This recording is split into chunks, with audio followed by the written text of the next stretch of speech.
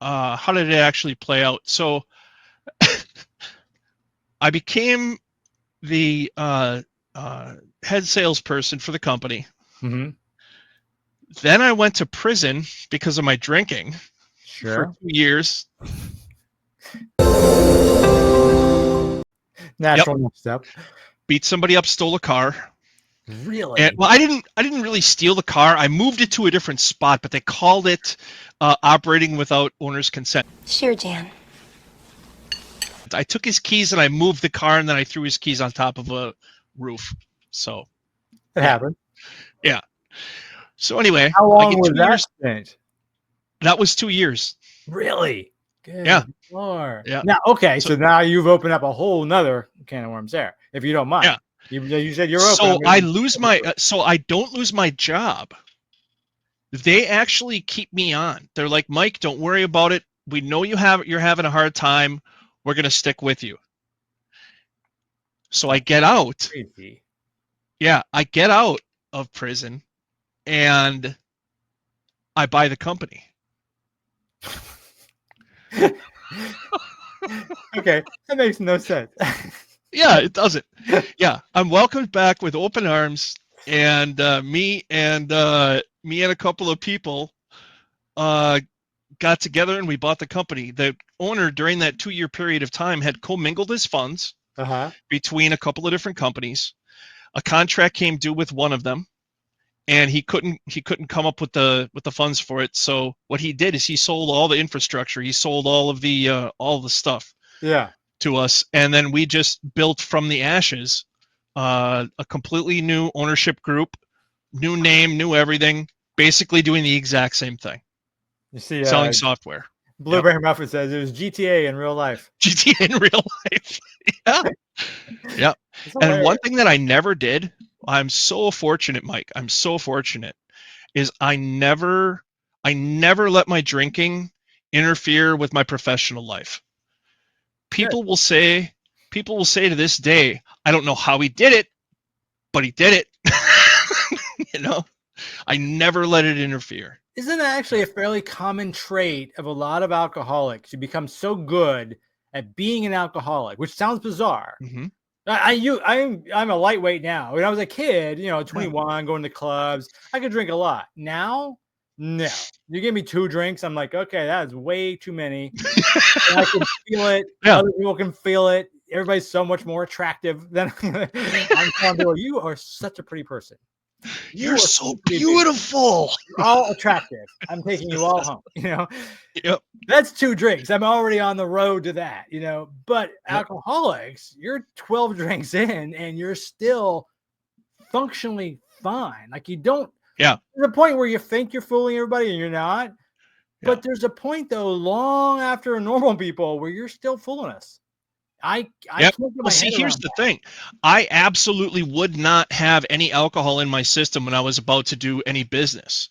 Okay. Yeah. So I had very compartmentalized periods of time where I was drinking. So, yeah. So fun. The Mike and Mike show.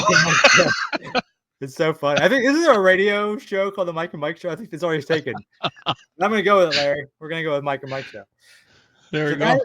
So this actually brings up another question because Scott, the same guy that you saw, was it Scott? Now I'm getting my different guests. I'm sorry, it wasn't Scott, but nonetheless, doesn't matter.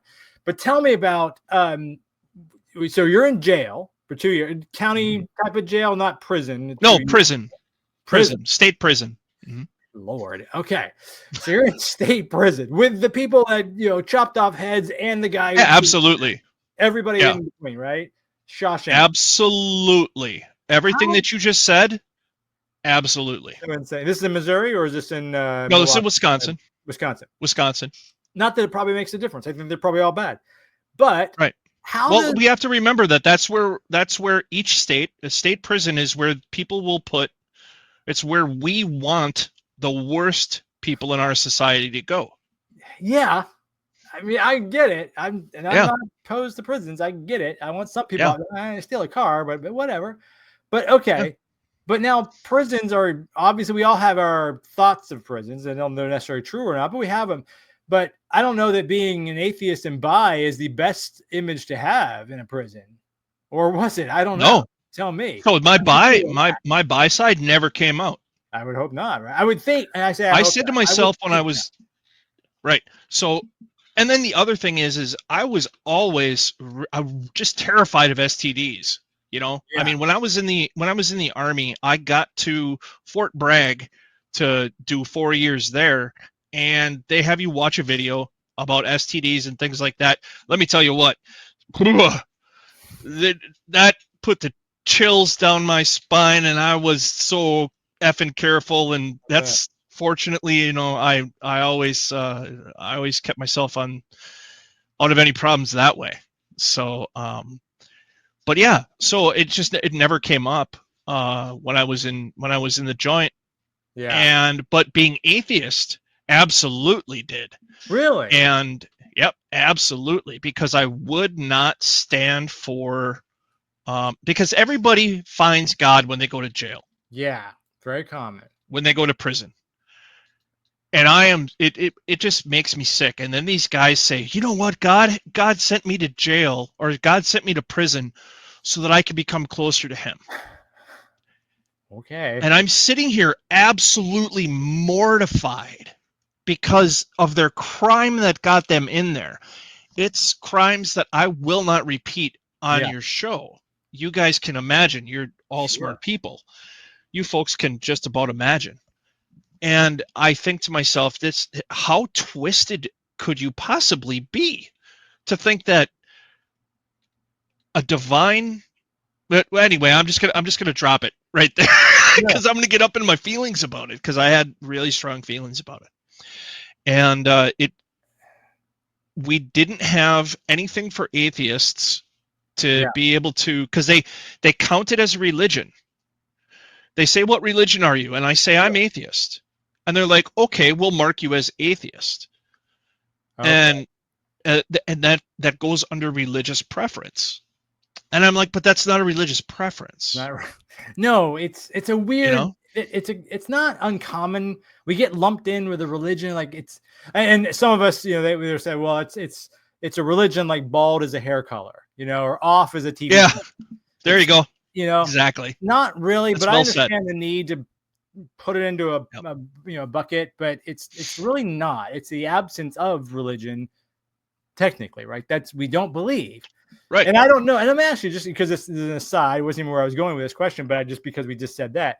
And you brought up Hitchens earlier, and obviously you're familiar with Dawkins. You know, he has that scale, like it's a 1 through 7. I fall like on the 6. And for those of you that don't know it, I'll put it up as a screenshot later.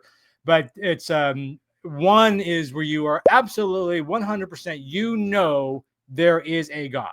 No question. 7 is absolutely, you absolutely do know there is not a God. I fall on a 6, which is, I don't know. I don't assume there is. I don't suspect there is. I live my life as if there is not.